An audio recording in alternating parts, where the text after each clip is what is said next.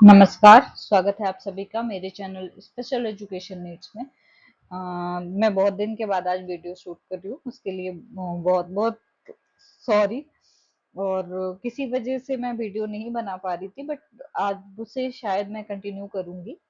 तो आज मैं जिस पे वीडियो बनाऊंगी उसमें प्रीवियस ईयर के क्वेश्चन है, जो 2020 का पेपर था इंट्रोडक्शन टू डिसेबिलिटी का। क्योंकि अभी सिलेबस बहुत बड़ा है और पेपर आने वाले हैं डीएडी स्पेशल एजुकेशन के 6 से 18 जून की टेंटेटिव डेट है, उसमें चेंजेस भी हो सकते हैं। बट मैंने सोचा कि क्यों ना आप लोगों को जो भी क्वेश्चन आए हैं, क्योंकि बहुत बार बहुत सारे क्वेश्चन जो हैं जो रिपीट होते रहते हैं, तो इसीलिए हम चर्चा करेंगे जो प्रीवियस ईयर के क्वेश्चन पेपर हैं उन पर। और उसमें जो हम पेपर लेकर हाजिर हुए हैं वो है इंट्रोडक्शन टू डिसेबिलिटी। जो कॉमन पेपर है आईडी, एचआई, सीपी या जितने भी टीचर एजुकेशन के डिप्लोमा के कोर्सेज चलते हैं उन सब में कॉमन है। तो देखते हैं हम इंट्रोडक्शन टू डिसेबिलिटी का पेपर। वैसे 3 घंटे का है, बट मैं इसमें पूरी वीडियो एक साथ नहीं डाल पाऊंगी, तो नेक्स्ट वीडियो अगले दिन जरूर आएगी। तो हम देखते हैं अभी कुछ क्वेश्चन। और सबसे पहले जो क्वेश्चन आएंगे वो ऑब्जेक्टिव टाइप क्वेश्चन है। तो इंट्रोडक्शन टू डिसेबिलिटी का पेपर है, इसमें जो क्वेश्चन है वो ट्रू और फॉल्स। ये जो क्वेश्चन पेपर है वो 2020 में आया था और उसी का इसमें सार है। तो जो पहला क्वेश्चन है, the full form of ICIDH is international council of impairment development and handicapped. मतलब इसमें ये बताना है कि ये सही है या गलत। आप सबको दिमाग लगाना है और कमेंट सेक्शन में जरूर बताएं कि पहला जो क्वेश्चन है, the full form of ICIDH is international council of impairment development and handicap. मतलब ICIDH का पूर्ण रूप या फुल फॉर्म जो है वो international council of impairment development and handicapped है। क्या ये क्वेश्चन सही है या गलत है? तो आइए देखते हैं। फॉल्स, ये क्वेश्चन जो है वो गलत है। अब क्यों गलत है उसके बारे में जानेंगे। तो क्यों गलत है, मतलब ये जो क्वेश्चन था ICIDH, इसका जो शुद्ध या सही जो फुल फॉर्म है वो है international classification of impairments, disability and handicap. I hope ये क्वेश्चन आप लोगों का क्लियर हो गया होगा। नेक्स्ट देखते हैं। नेक्स्ट क्वेश्चन है, the headquarter of AYJ-NISHD is located in Delhi. AYJ-NISHD का मुख्यालय दिल्ली में स्थित है। अब आप लोग बताइए सही है या गलत है। दूसरा जो क्वेश्चन है कि headquarter of AYJ-NISHD is located in Delhi. AYJ-NISHD का मुख्यालय दिल्ली में स्थित है। फॉल्स, क्यों फॉल्स है वो जानते हैं। तो जो AYJ-NISHD का ऑफिस है या हेडक्वार्टर है AYJ-NISHD का, वो कहाँ पे है? मुंबई में है, बांद्रा में, मुंबई बांद्रा में है इसका कार्यालय। और अली यावर, इसका फुल फॉर्म जो है वो AYJ-NISHD का अली यावर जंग national institute of speech and hearing disability bracket में दिव्यांगजन क्षेत्रीय केंद्र, जिससे पहले अली यावर जंग national institute for hearing handicapped के नाम से जाना जाता था। नया नाम है AYJ-NISHD और पुराना नाम है AYJ-NIHH। तो इसकी जो स्थापना है वो 1986 में की गई थी। और ये सरकार के सामाजिक न्याय और अधिकारिता मंत्रालय के तहत एक स्वायत्त संगठन है। भारत सरकार नई दिल्ली, मुख्य कार्यालय बांद्रा मुंबई में स्थित है ये। नेक्स्ट क्वेश्चन जो है वो बताइए आप लोग। Third question, muscular dystrophy is one type of neuromuscular disability. मांसपेशियों का दुर्विकास मस्कुलर डिस्ट्रॉफी एक प्रकार की तंत्रिका पेशी विकलांगता न्यूरोमस्कुलर डिसेबिलिटी है। अब ये बताइए आप लोग सही है या गलत है। ये जो क्वेश्चन है वो क्या है? ट्रू है, यानी कि सत्य है। आगे देखते हैं नेक्स्ट क्वेश्चन। तो नेक्स्ट क्वेश्चन है, national trust act include person with profound hearing loss. जो एनटी एक्ट आया, नेशनल ट्रस्ट यानी कि राष्ट्रीय न्यास अधिनियम जो है, उसमें अत्यधिक श्रवण हानि वाले व्यक्ति भी शामिल हैं। अब आप लोग बताइए ये क्वेश्चन जो है वो सही है या गलत है। नेशनल ट्रस्ट एक्ट कब आया था? 1999 में आया था, 1999 में आया था। तो क्या इसमें जो प्रोफाउंड हियरिंग लॉस है वो उसको भी शामिल किया गया था या नहीं? सही है या गलत है? आप लोग बताइए कमेंट सेक्शन में। ये जो क्वेश्चन है वो गलत है, फॉल्स है। क्यों फॉल्स है उसके बारे में जानेंगे। तो जो राष्ट्रीय न्यास अधिनियम है 1999 में आया, एनटी एक्ट जो आया, उसमें 4 प्रकार की डिसेबिलिटी शामिल की गई थी, जिसमें ऑटिज्म है, सेरेब्रल पैल्सी है, मेंटल रिटार्डेशन है और मल्टीपल डिसेबिलिटी है। ये जो राष्ट्रीय न्यास अधिनियम आया, में विकलांग लोगों का समर्थन करने के लिए राष्ट्रीय निकाय की स्थापना करता है। नेशनल ट्रस्ट सामाजिक और अधिकारिता मंत्रालय का एक वैधानिक निकाय है। तो जो इसमें 4 प्रकार की डिसेबिलिटी हैं, autism, cerebral palsy, mental retardation, multiple disability. इसमें प्रोफाउंड हियरिंग लॉस जो है उसमें शामिल नहीं है, तो इसीलिए ये क्वेश्चन गलत है। नेक्स्ट क्वेश्चन है, as per PWD Act 1995, person with disability means a person suffering from not less than 40% any disability as certified by medical authority। मतलब जो PWD अधिनियम 1995 के अनुसार विकलांग व्यक्ति का अर्थ चिकित्सा प्राधिकारी द्वारा प्रमाणित किसी भी प्रकार की विकलांगता से कम 40% से पीड़ित व्यक्ति है। मतलब जो PWD में जितनी डिसेबिलिटी थी उसमें जो भी पर्सन आते हैं उनको 40% डिसेबिलिटी होनी चाहिए, सर्टिफाइड बाय मेडिकल अथॉरिटी। तो देखते हैं ये क्वेश्चन सही है या गलत। तब तक आप लोग बताइए कि ये क्वेश्चन सही है या गलत है। तो ये क्वेश्चन जो है वो क्या है? सही है। जो डिसेबिलिटी सर्टिफिकेट बनता है वो 40% पे बनता है। मतलब जिसके पास 40% डिसेबिलिटी है तो उसको डिसेबिलिटी सर्टिफिकेट गवर्नमेंट के द्वारा मिल जाता है। नेक्स्ट क्वेश्चन है शॉर्ट क्वेश्चन। अभी ऑब्जेक्टिव टाइप के क्वेश्चन खत्म हो गए, तो नेक्स्ट क्वेश्चन जो है वो शॉर्ट नोट्स हैं, एनी 4 आउट ऑफ 6 करने होते हैं। बट मैं आप सभी को सारे क्वेश्चन बताऊंगी कि किस तरीके से उसमें क्या लिख सकते हैं अगर ऐसा कोई क्वेश्चन आ गया। तो सबसे पहले हम देखते हैं historical development in understanding disability. मतलब विकलांगता को समझने में ऐतिहासिक विकास।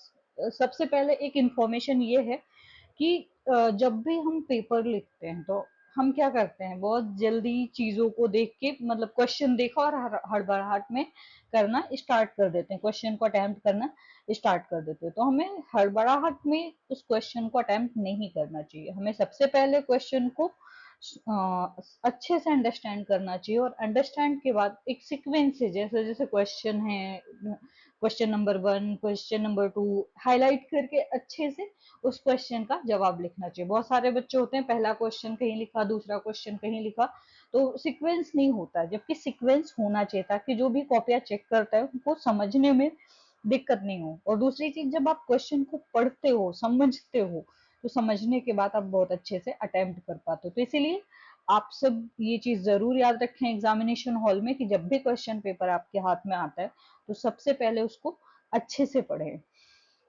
तो हम देखते हैं जो हिस्टोरिकल डेवलपमेंट्स है वो क्या है डिसेबिलिटी का। तो इसमें हम मॉडल देखेंगे। मॉडल इसलिए क्योंकि किस तरीके से हिस्टोरिकल डेवलपमेंट हुआ है।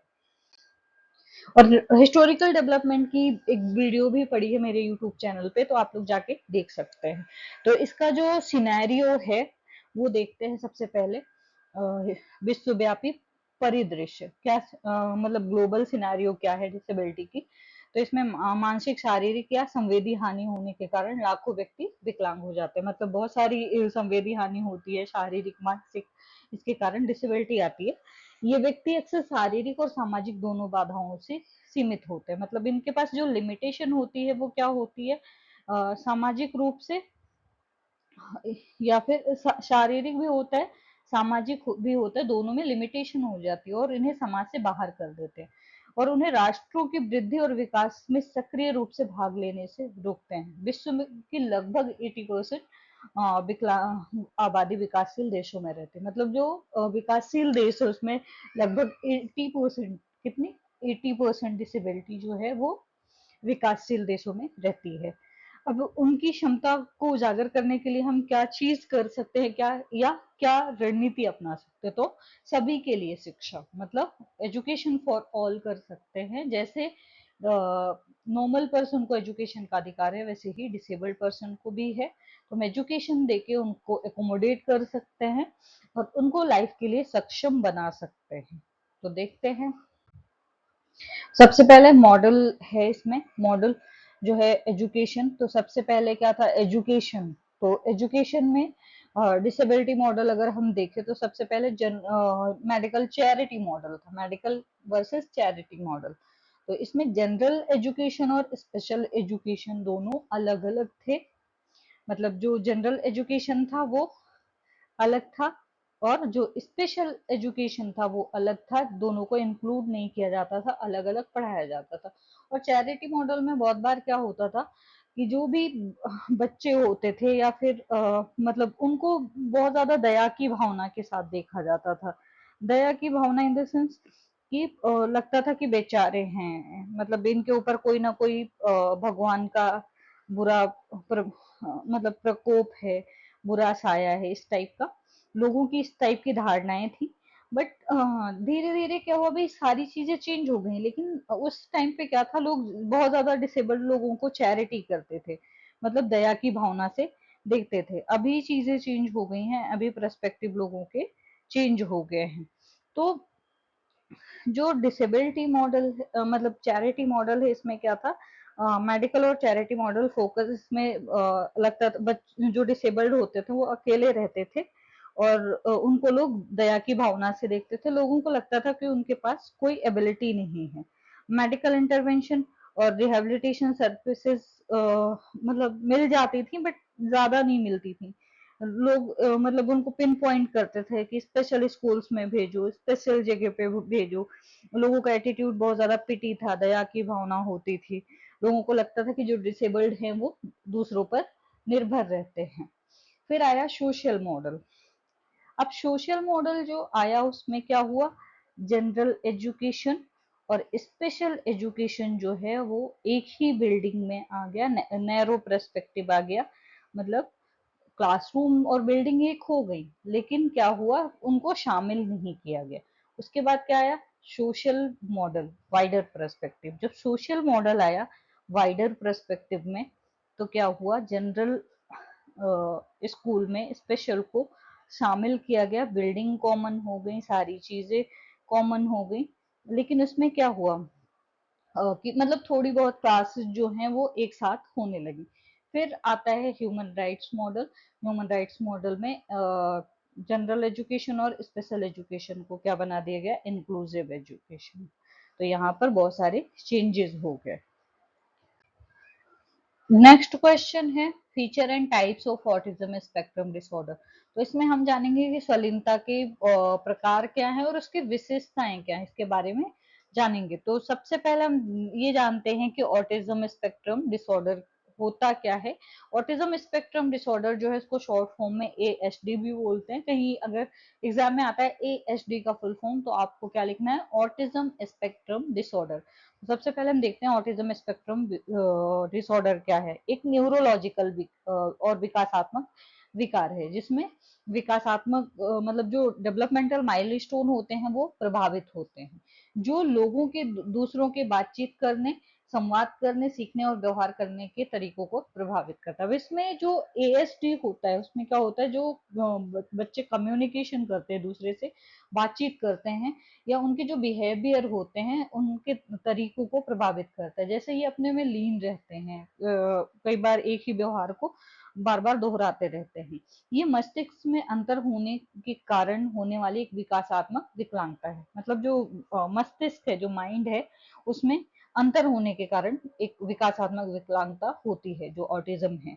हालांकि ऑटिज्म का निदान किसी भी उम्र में किया जा सकता है, इसका जो निदान है वो किसी भी उम्र में कर सकते हैं। इसे विकासात्मक विकार के रूप में वर्णित किया गया है।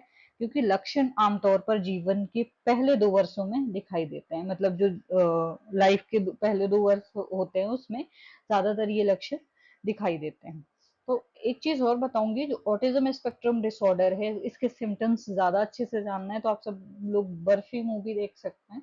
उसमें जो प्रियंका चोपड़ा है उसको ऑटिज्म मतलब की डिसेबिलिटी उसमें दिखाई गई है, तो आप सब देख सकते हैं, उसमें ज्यादा चीजें समझ में आ जाएगी आप लोगों को। अब हाँ, इसमें ये तो हमने जान लिया कि ऑटिज्म क्या है। अब नेक्स्ट है टाइप्स ऑफ ऑटिज्म। तो जो टाइप्स ऑफ ऑटिज्म है, सबसे पहला एस्पर्जर सिंड्रोम। जो एस्पर्जर सिंड्रोम है, वो क्या है ये जानते हैं। तो एस्पर्जर सिंड्रोम वाले लोगों में आमतौर पर ऑटिस्टिक विकार के कुल कुछ हल्के लक्षण पाए जाते हैं। उनके सामने सामाजिक चुनौतियां और असामान्य व्यवहार और रुचियां हो सकती हैं। हालांकि आमतौर पर भाषा या बौद्धिक विकलांगता की समस्या नहीं होती। मतलब इसमें जो लक्षण होते हैं वो ऑटिस्टिक विकार से कुछ हल्के लक्षण होते हैं, लेकिन इसमें जो चुनौतियां होती हैं, असामान्य व्यवहार और रुचियां हो सकती हैं, लेकिन इसमें जो लैंग्वेज डेवलपमेंट होता है या बौद्धिक विकलांगता की समस्या नहीं होती है। ये बहुत most common types of autism है, जो बहुत ही आम है। आमतौर पर इसे जुनूनी बाध्यकारी विकार और ध्यान अभाव विकार के रूप में गलत निदान किया जाता है। मतलब इसे जो मिस डायग्नोस्टिक किया जाता है उसमें ओसीडी, ओसीडी का फुल फॉर्म है ऑब्सेसिव कंपल्सिव डिसऑर्डर, और एडीडी, अटेंशन डिफिसिट डिसऑर्डर के रूप में गलत निदान किया जाता है। नेक्स्ट है बच्चे संचार और किसी भी प्रकार के सामाजिक संपर्क में अकुशल होते हैं। मतलब जो सामाजिक संपर्क होता है, लोगों से मिलना जुलना या उनसे बातचीत करना, तो उसमें सक्षम नहीं होते हैं। उनको अकेले रहना पसंद है, अलग थलग रहना पसंद होता है, तो इसलिए ज्यादा वो सोशल इंटरेक्शन नहीं करते हैं लोगों से, कम्युनिकेशन की स्किल्स अच्छी नहीं होती है। नेक्स्ट है carry repetitive motion and are fixed on pattern of all types. मतलब इसमें क्या होता है, जो भी गतिविधियां होती है उसको दोहराते रहते हैं, और कोई भी काम करें, कोई भी पैटर्न करें, तो उसी चीज को वो बार बार उसमें लाते रहते हैं। नेक्स्ट है अपने अविकसित मोटर कौशल के कारण अक्सर अनाड़ी होते हैं। मतलब जो मोटर कौशल होता है वो अच्छे से डेवलप नहीं हो पाता, इसलिए क्लमजी होते हैं ज्यादातर। उनमें एक ऐसी प्रतिभा होती है जिस पर वे विशेष रूप से ध्यान केंद्रित करते हैं और माना जाता है कि इसमें बहुत कुशल होते हैं। मतलब इनमें कोई ना कोई एक ऐसी प्रतिभा, टैलेंट होता है, मतलब स्पेशली हम ये कह सकते हैं पेंटिंग अच्छी होती है या कोई और चीज अच्छी कर पाते हैं। तो कोई ना कोई एक ऐसी कौशल होती है जिस पर बहुत अच्छी होती है और उस पर वो बहुत ज्यादा ध्यान केंद्रित करते हैं। मतलब जैसे कोई पेंटर होता है, कोई क्राफ्टिंग अच्छी कर पाता है, कोई प्ले में बहुत अच्छा करता है, कोई म्यूजिक में बहुत अच्छा होता है, कोई डांस में बहुत अच्छा होता है। तो कुछ ना कुछ टैलेंट उसमें उनमें अलग होता है। नेक्स्ट पॉइंट जो है, मतलब ऐसा दावा किया जाता है कि जो अल्बर्ट आइंस्टीन है उनमें ये विशेषताएं पाई गई हैं। नेक्स्ट टाइप्स ऑफ एएसडी है जो ऑटिज्म स्पेक्ट्रम डिसऑर्डर, वो है कैनर सिंड्रोम, जिसको ऑटिस्टिक डिसऑर्डर बोलते हैं, ऑल्सो कॉल्ड क्लासिक ऑटिज्म। इसको ऑटिस्टिक डिसऑर्डर भी कहते हैं और क्लासिक ऑटिज्म भी बोलते हैं।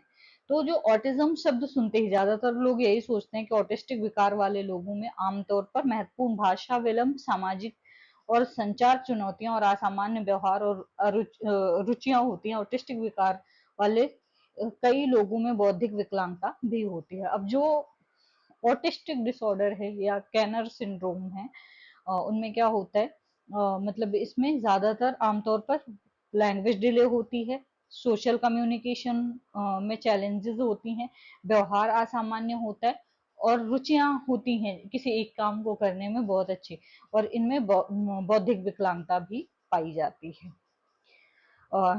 इसे क्लासिक ऑटिस्टिक डिसऑर्डर के रूप में भी जाना जाता है, और इसको जिसने डेवलप किया उसका नाम डॉक्टर लियो कैनर के नाम पर रखा गया था। 1930 से 40 के दशक में इसका वर्णन और अध्ययन किया था। इसके अलावा जो किसी भी के साथ बहुत सीमित भावनात्मक संबंध रखते हैं, मतलब बहुत ही कम लोग होते हैं जिनके साथ इमोशनल कनेक्शन होते हैं इन लोगों के।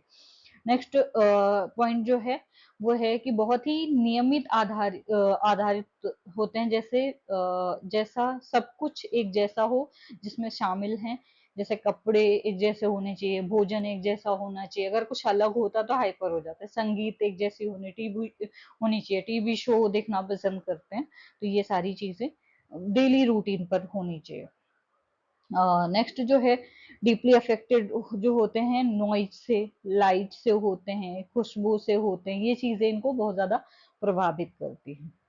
इसके अलावा generally consider to be low function, मतलब आमतौर पर उन्हें कम काम करने वाला माना जाता है, लेकिन उनके खराब सामाजिक और संचार कौशल के कारण उनका दिमाग कितनी अच्छी तरह से काम करता है ये किसी को पता नहीं होता है, क्योंकि लगता है मतलब कम काम करते हैं इसीलिए लोगों से ज्यादा मिलते जुलते नहीं, अलग थलग रहते हैं, संचार कौशल ज्यादा अच्छा नहीं होता, तो इसलिए लोगों को लगता है कि ज्यादा अच्छा दिमाग भी नहीं होगा, ये अज्ञात है।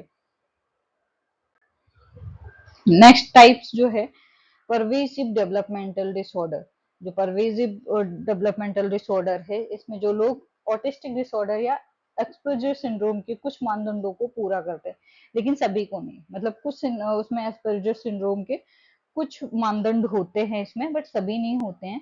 इसमें पीडीडी एनओएस का निदान किया जाता है। पीडीडी एनओएस वाले लोगों में आमतौर पर ऑटिस्टिक विकार वाले लोगों की तुलना में कम और हल्के लक्षण होते हैं। लक्षण केवल सामाजिक और संचार चुनौतियों का कारण बन सकते हैं। तो इसमें इसका जो उपयोग उन बच्चों का वर्णन करने के लिए किया जाता है जिनके अधिकांश लक्षण क्लासिक ऑटिज्म के समान होते हैं, मतलब जो ऑटिस्टिक डिसऑर्डर होते हैं उनके समान होते हैं लक्षण, उनके समान हस्तक्षेप और उपचार की आवश्यकता होती है, जैसे क्लासिक या ऑटिस्टिक डिसऑर्डर में होती है। पीडीडी एनओएस और ऑटिज्म के बीच अंतर मामूली मत बहुत छोटा सा अंतर है, केवल डॉक्टर और शोधकर्ता ही अंतर में करने में सक्षम हो पाते हैं। इसमें से जो डॉक्टर होते हैं या जो रिसर्चर होते हैं वो अंतर कर पाते हैं, बाकी अगर कोई नॉर्मल पर्सन है तो वो अंतर नहीं कर पाता है। नेक्स्ट है जो टाइप्स ऑफ एएसडी है, रेट सिंड्रोम। रेट सिंड्रोम जो है वो बहुत ज्यादा रेयर होता है, ये दुर्लभ प्रकार का ऑटिज्म, और ऐसा प्रतीत होता है, मतलब ऐसा माना जाता है कि लड़कियों में ज्यादा होता है, और इसको सबसे पहले डिस्कवर किया था डॉक्टर रेट ने। मरीजों में अक्सर मांसपेशियां शोष होता है, वे बार बार हाथ हिलाते रहते हैं, मतलब मांसपेशियां ढीली होती है और वे बार बार हाथ हिलाते रहते हैं, बहुत कम कार्यशील होते हैं और अपने जीवन के अधिकांश समय देखभाल की आवश्यकता होती है, मतलब जितना ज्यादा से ज्यादा समय इनको दूसरों की आवश्यकता पड़ती है इनका देखभाल करने के लिए। इस प्रकार का ऑटिज्म का निदान 60 के दशक में से किया जा रहा है, लेकिन 1990 के दशक में ये जीन पाया गया कि जिसके बारे में कहा गया कि ये स्थिति पैदा करती है, इसमें मतलब ये कहा जाता है कि इसमें स्थिति पैदा होती है। नेक्स्ट है चाइल्डहुड डिस्टिंग्रेटिव डिसऑर्डर, जिसमें बहुत दुर्लभ और उन बच्चों पर हमला करता है जिनका जन्म से ही सामान्य विकास होता है, मतलब ये उन बच्चों पर ज्यादा होता है जिनका जन्म के समय से सामान्य विकास होता है। परिवर्तन आमतौर पर 2 से 4 वर्ष की आयु के बीच होते हैं, मतलब इनमें जो चेंजेस होते हैं वो कब होते हैं, 2 से 4 वर्ष की आयु के बीच। पॉटी ट्रेनिंग नहीं देने से या इसमें अन्य बच्चों के साथ बातचीत करने की क्षमता खत्म हो जाती है और खेलने में रुचि खत्म हो जाती है, अगर पॉटी ट्रेनिंग नहीं दी जाती है तो वे पीछे हट जाते हैं तथा वह मोटर कौशल खो देंगे। इसमें उन्हें एक बार महारत हासिल की थी, मतलब अगर उन्हें मोटर स्किल्स नहीं सिखाई जाती है तो क्या होता है, वो पीछे हटते हैं हर काम को करने के लिए। संचार कौशल खत्म होते हैं और एक बिंदु पर बात करना भी बंद हो जाता है। क्यों हो जाता है, क्योंकि अगर कम्युनिकेशन स्किल्स अच्छी नहीं होती है तो क्या होता है, वो किसी बिंदु पर भी बात करना पसंद नहीं करते। तो आई होप आप लोगों को टाइप समझ में आ गया होगा। नेक्स्ट है feature of autism spectrum disorder. तो फीचर देखते हैं, तो सबसे पहले विस फीचर मीन्स विशेषताएं। तो या फिर सिम्टम्स भी हो सकते हैं। तो देखते हैं सबसे पहले फीचर्स क्या है। इसमें सोशल कम्युनिकेशन चैलेंजेस होते हैं, मतलब सामाजिक संचार चुनौतियां। कम्युनिकेशन स्किल्स, जैसा कि हमने टाइप्स पढ़ा और हमने ऑटिज्म के बारे में पढ़ा, तो उसमें लेस कम्युनिकेशन होता है। मतलब जो ऑटिज्म स्पेक्ट्रम डिसऑर्डर के शिकार होते हैं उनमें सोशल कम्युनिकेशन की कमी पाई जाती है, लोगों से बातचीत करने की, लोगों से मिलने जुलने की, क्योंकि वो अलग थलग रहते हैं। नेक्स्ट जो पॉइंट है वो है restrictive repetitive behaviour in autism these symptoms. इसमें क्या होता है, जो रिस्ट्रिक्टिव प्रतिबंधित या फिर जो बार बार दोहराने वाला व्यवहार इनमें बार बार होता है, उसके लक्षण ज्यादातर पाए जाते हैं। बचपन में ही शुरू हो जाते हैं, मतलब जो भी सिम्टम्स होते हैं वो बचपन में ही शुरू हो जाते हैं, हालांकि वे पहचाने नहीं जा सकते हैं और हमेशा मतलब जारी रहते हैं हमेशा। दैनिक जीवन में हस्तक्षेपण की जरूरत होती है, क्योंकि अलग थलग रहते हैं, सोशल कम्युनिकेशन लेस होता है, लैंग्वेज डेवलपमेंटल डिले होता है, तो इसलिए डेली लिविंग में इंटरफेयर की जरूरत होती है। ऑटिज्म से पीड़ित कई लोगों से संवेदी समस्याएं होती हैं। मतलब इसमें जो ऑटिज्म के पीड़ित लोग होते हैं उसमें सेंसरी इश्यूज भी होते हैं, संवेदी समस्याएं भी होती हैं। इनमें आमतौर पर जो ध्वनि होती है, रोशनी, स्पर्श, स्वाद, गंध, दर्द, इसकी उत्तेजनाओं के प्रति अधिक या कम संवेदनशीलता शामिल होती है। या तो बहुत ज्यादा पेन होगा, या तो बहुत ज्यादा रोशनी या इन चीजों से हाइपर होते हैं, या तो बहुत कम इन चीजों का अफेक्ट पड़ता है। नेक्स्ट जो है ऑटिज्म कुछ शारीरिक और मानसिक स्वास्थ्य स्थिति की उच्च दर से जुड़ा हुआ है। मतलब शारीरिक और मानसिक जो वो है, शारीरिक और मानसिक स्वास्थ्य स्थिति जो है उसमें उच्च दर से जुड़ा हुआ होता है। मेंटल कंडीशन, हेल्थ कंडीशन ज्यादा अफेक्टेड होती है। आई होप ये क्वेश्चन आपका क्लियर हो गया होगा। तो आप इसमें टाइप्स और feature of autism spectrum disorder में ये चीजें लिख सकते हैं अगर क्वेश्चन आ गया तो। नेक्स्ट जो क्वेश्चन है वो है educational needs of children with locomotor disability, जिसमें गतिशील लोकोमोटर अक्षमताओं वाले बच्चों की शैक्षिक आवश्यकताएं। अब जो लोकोमोटर डिसेबिलिटी वाले बच्चे, उनकी शैक्षिक आवश्यकताएं क्या हैं, तो सबसे पहले हम लिमिटेशन जान लेते हैं कि उनमें हानियां क्या है, कमियां क्या हैं, या उन सीमाएं क्या हैं उनकी। तो सबसे पहले difficulty writing such as class notes and on exam, मतलब लिखने में कठिनाई, जैसे कक्षा नोट्स और परीक्षा। अगर स्लो लर्नर है या बॉडी अफेक्टेड है, हाथ पैर नहीं चल रहे हैं सही से, तो लिखने में कठिनाई होती है, तो कक्षा नोट्स और परीक्षा में भी कठिनाई होती है। नेक्स्ट जो है sitting in a standard desk, मतलब एक मानक डेस्क पर बैठना, मतलब बहुत सारे कंफर्टेबल नहीं होते या बैठ नहीं पाते हैं हर एक डेस्क पे, तो उनके लिए वो भी एक डिसएडवांटेज है। और उन प्रयोगशालाओं में भाग लेना जहां प्रयोग तालिकाओं और उपकरणों तक पहुंचना कठिन है, जैसे बहुत ऊंची ऊंची अलमारियां रखी हैं, बुक्स ऊपर ऊपर रखी हैं, तो उसमें भी काफी दिक्कत होती है चीजों तक पहुंचने में, टेबल तक पहुंचने में। और ट्रांसपोर्टेशन में दिक्कत होती है, चढ़ने उतरने में, क्योंकि रैंप की सुविधा नहीं होती है, सीढ़ियाँ चढ़नी पड़ती हैं, तो उसमें काफी दिक्कत आती है। नेक्स्ट जो है क्लासरूम और बिल्डिंग देयर और नॉट व्हील चेयर एक्सेसिबल, मतलब ऐसी कक्षाएं यहाँ इमारतें होती हैं, ऐसी बिल्डिंग होती है जहाँ पर व्हील चेयर सही तरीके से पहुंच नहीं पाती है, हैंडलिंग नहीं होती है, या फिर मतलब चढ़ने में रैंप नहीं होते, लिफ्ट नहीं होती है, तो काफी दिक्कत आती है चढ़ने उतरने में। तो ऐसी डिसएडवांटेज या लिमिटेशन आ सकती है।